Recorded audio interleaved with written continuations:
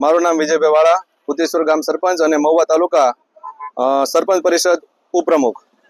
આજે મહુવા તાલુકાના અમે કોળી સમાજના લગભગ 60 જેટલા સરપંચો અહીંયા ભેગા થયા છીએ અને નિર્ણય કરવામાં આવ્યો છે કે જે સોમનાથ દાદાનું 1000 વર્ષ જે પૂરા થયા છે તે ખરેખર આપણી માટે ગર્વની વાત છે અને હિન્દુ સમાજને સનાતન ધર્મને ગર્વની વાત કહેવાય। પણ એનો જે આમંત્રણનો વિડીયો છે એ માયાભાઈ દ્વારા જે આપવામાં આવ્યો છે તેનો અમે ખરેખર વિરોધ કરીએ છીએ અને અહીંથી અમે બધા સરપંચો નક્કી કરીએ છીએ કે એકેય ગામમાંથી એક પણ વ્યક્તિ કોળી સમાજના જે છે એ કાર્યક્રમમાં ઉપસ્થિત નથી રહેવાના અને ગામમાંથી એક પણ બસ અહીંથી લઈ જવામાં અમારા ગામમાંથી ભરવામાં નહીં આવે જ્યાં સુધી નવનીતભાઈને ન્યાય નહીં મળે ત્યાં સુધી અમે આનો બહિષ્કાર કરીએ છીએ।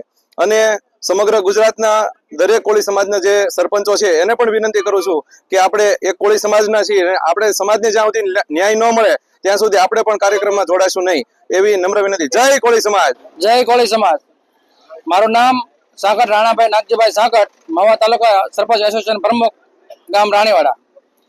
અમે બધા સરપંચો વતી મહુવા તાલુકાના કોળી સમાજના બધા સરપંચો વતી એવું નક્કી કર્યું છે કે મોદી સાહેબની જે સભા છે સોમનાથ, તેમાં અમે તમામ ગામડામાંથી કોઈ કોળી સમાજના આગેવાનો કે કોળી સમાજના સરપંચો અને કોળી સમાજના લોકો કોઈ જશે નહીં।